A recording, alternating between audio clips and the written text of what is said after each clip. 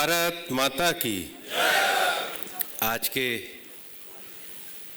हमारे ई गुरुकुल के कार्यक्रम में विशेष रूप से हमारे बीच में उपस्थित हम सबके सम्माननीय सिक्किम के महामहिम गवर्नर सम्माननीय ओम प्रकाश माथुर जी, मंच पर उपस्थित सभी हमारे वरिष्ठगण, संजय जी ने सबका नाम लिया है तो मैं उसी में अपना सबके प्रति आदर के साथ संबोधित करते हुए सभी वरिष्ठ सम्मान्यगण, अलवर के मेरे सभी सम्मान्य प्रबुद्धगण, भाइयों और बहनों, कुछ दिनों पहले पहलगाम में हमारे देश के निर्दोष नागरिकों का जीवन कुछ क्रूर आतंकवादियों के द्वारा लिया गया। हमने कार्यक्रम का प्रारंभ उनको विनम्र श्रद्धांजलि के साथ किया है। पहलगाम में जो हमला हुआ, इसमें जो हमारे निर्दोष नागरिक मारे गए, वास्तव में हमला हर भारतीय पे हुआ है। हमारे प्रधानमंत्री जी ने जैसा कहा है कि हमला भारत की आत्मा पर हुआ है और इसलिए ये देश प्रधानमंत्री जी के नेतृत्व में जरूर इस कायरतापूर्ण हमले का जवाब देगा।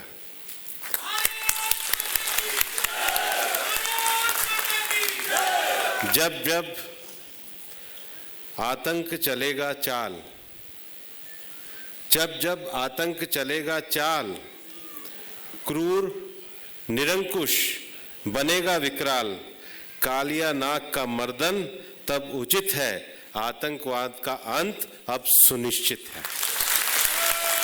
और इसलिए देश प्रधानमंत्री नरेंद्र मोदी जी के नेतृत्व में विकसित भारत ही नहीं, ये सुरक्षित भारत बनाने के लिए भी प्रतिबद्ध है। और आज ये जो लाइब्रेरी भी है, ये हमारा सौभाग्य है कि इस लाइब्रेरी के बनाने में जो संकल्पना माननीय ओम प्रकाश जी ने अपने सांसद निधि कोष से करी थी, अलवर में स्वामी विवेकानंद जी के पवित्र निवास स्थान से जो ये प्रारंभ करी थी, निश्चित रूप से ये हमारे जवान जान गंवाने वाले उन भाई बहनों के स्मृति में तो समर्पित है ही, लेकिन डिजिटल एजुकेशन की जरूरत आज गांवों में ज़्यादा है और इसीलिए हमने ज्ञान वाहन गांवों में इसलिए पहुंचाने की कोशिश करी है कि जहां पर पारंपरिक शिक्षा तो है, लेकिन आने वाले समय में खड़ा होने के लिए हमारे गांव के नौजवानों को भी डिजिटल कॉम्पिटेंट होना बहुत आवश्यक है। आज के समय में हम दो चीज़ों पे जरूर जोर देते हैं, एक खेल पर और एक शिक्षा पर। जैसा कहा जाता है कि साधु की पूछो न जाति न कोई, जो हरि का भजे वो हरि का होई। और खेल और शिक्षा दो ऐसे साधन हैं जो जाति को मिटाकर राष्ट्रवाद को खड़ा करते हैं, आने वाले समय के लिए देश के नागरिकों को खड़ा करते हैं। और इसलिए अपने अभियान में हम खेल और शिक्षा को ज़्यादा इसलिए महत्व देते हैं क्योंकि खेल और शिक्षा में जाति, रंग, महिला और पुरुष का भेद नहीं होता, ये समानता की ओर आगे बढ़ाती है। और ये जो प्रारंभ भी आज स्वामी विवेकानंद जी के स्थान से हमने किया है, स्वामी विवेकानंद जी ने कहा है, शिक्षा वही है जो बालक के शारीरिक, मानसिक, आध्यात्मिक और चारित्रिक गुणों का विकास कर सके। आज की जो शिक्षा पद्धति है, उस शिक्षा पद्धति में हम प्रोडक्ट तो बना रहे हैं, लेकिन हम पर्सनैलिटी नहीं बना रहे। और पर्सनैलिटी बनाने के लिए इस बात की आवश्यकता है कि समाज उनको एक ऐसी जगह पर एकत्रित करे जहां पर वो अपनी लिमिटेड किताबों से आगे बढ़कर, केवल एक लिमिटेड सोच से आगे बढ़कर सब चीज़ों को विराट रूप से स्वीकार कर सके। और हमारे देश के प्रसिद्ध जो मैथमेटिशियन थे श्रीनिवास रामानुजन, उन्होंने कहा था कि गणित के सूत्र भी मेरे लिए तब तक महत्व के नहीं है जब तक वो मेरे में आध्यात्मिक विचार पैदा ना कर सके। अलवर तो एक ऐसा स्थान है जहाँ पे महाराज भर्तृनाथ का स्थान है।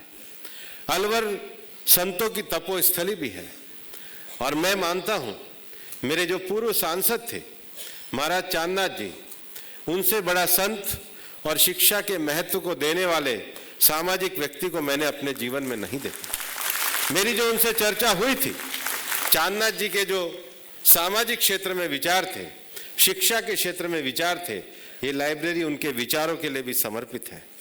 मैं आपको ये कहना चाहता हूँ कि आज भारत में प्रधानमंत्री जी के नेतृत्व में हम एक नई एजुकेशन पॉलिसी को लेकर के आए हैं। इस नई एजुकेशन पॉलिसी में हमने जहाँ मातृभाषा में शिक्षा को महत्व दिया है, वहीं प्राथमिक शिक्षा में नए पाठ्यक्रमों को लाने के लिए, क्षेत्रीय भाषाओं में पुस्तकों के अनुवाद करने के लिए और देश में जो रिसर्च इकोसिस्टम है, उस रिसर्च इकोसिस्टम को हम लोगों के जीवन में डालने के लिए इस ई लाइब्रेरी के संकल्प को आगे बढ़ाना चाहते हैं। और इसलिए देश प्रधानमंत्री जी के सपनों में जो भारत हम बनाना चाहते हैं, वो तभी तरक्की करेगा जब हम सोशल साइंस से लेकर साइंस का हर सब्जेक्ट अपनी भारतीय भाषाओं में मजबूती के साथ पढ़ाने का काम करेंगे। और इसलिए जो लोग अलग अलग चीजों में बांटकर, अलग अलग चीजों में लोगों को बांटकर राजनीतिकरण करना चाहते हैं, उनकी दुकानें राजनीति में सेवा करके और गवर्नेंस को आगे बढ़ा करके हमको आगे ले जानी होगी।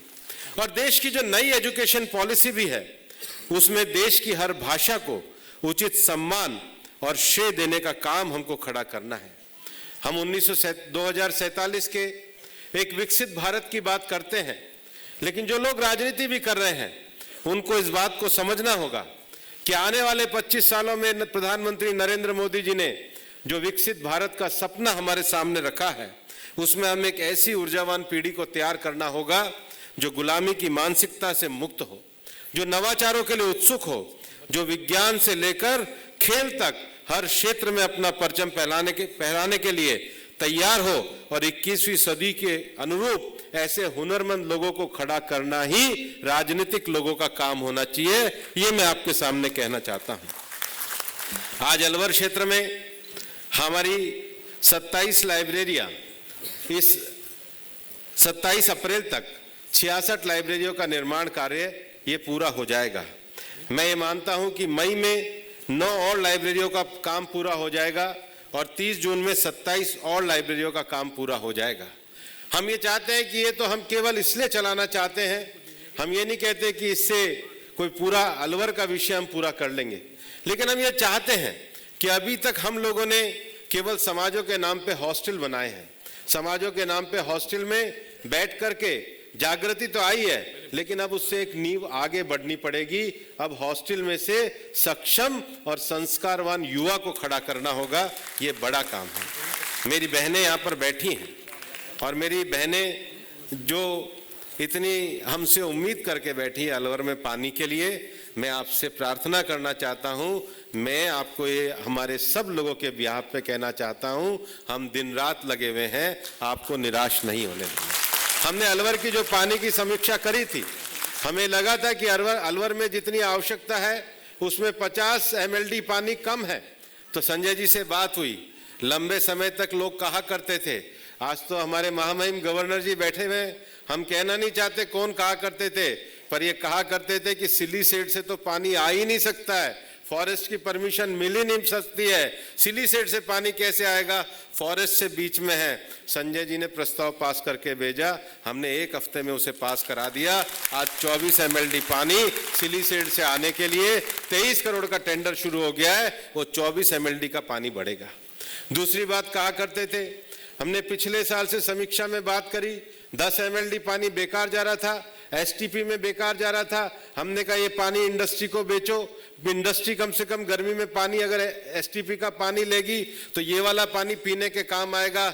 मैं आपको ये कहना चाहता हूँ, कल सेंट गोबेन इंडस्ट्री ने, सेनर्जी स्टील ने वो पानी खरीदना तय किया है। अब ये पानी वहां जाएगा तो हमारे पानी में से बचत होगी।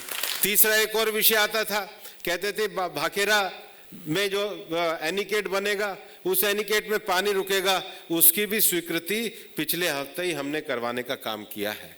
इसके अलावा हमने एक और काम किया है। एक जो सबसे बड़ी समस्या शहर में रहती थी कि जब टैंकर जाते थे तो जिसकी सिफारिश होती उसके घर पे चले जाते थे, हमने उसका जीपीएस लगवा दिया है। कलेक्टर साहब ने एक मॉनिटरिंग रूम बना दिया है और अपने अपने पार्षदों को बैठा दिया करो वहां ले जाके, और खुद भी बैठ जाया करो, ताकि जिसका पानी का टैंकर हो सही घर में पहुंचे। हम आपके साथ खड़े हैं, घर घर पहुंचाने का काम आपको करेंगे। ये मैं इसलिए कहना चाहता हूं कि राजनीति लोगों के मुद्दों से भागने के लिए नहीं होती। हम उन लोगों के लिए नहीं है जो चीज को कह करके और चले जाएं। आपके बीच में रहकर, आपके बेटे बनकर, आपके भाई बनकर, आपके परिवार के सदस्य बनकर हम अलवर और देश के विकास के लिए प्रधानमंत्री जी के सपनों को जमीन पर लाने के लिए काम कर रहे हैं। आपका आशीर्वाद हमें मिलता रहे। जय हिंद, जय भारत।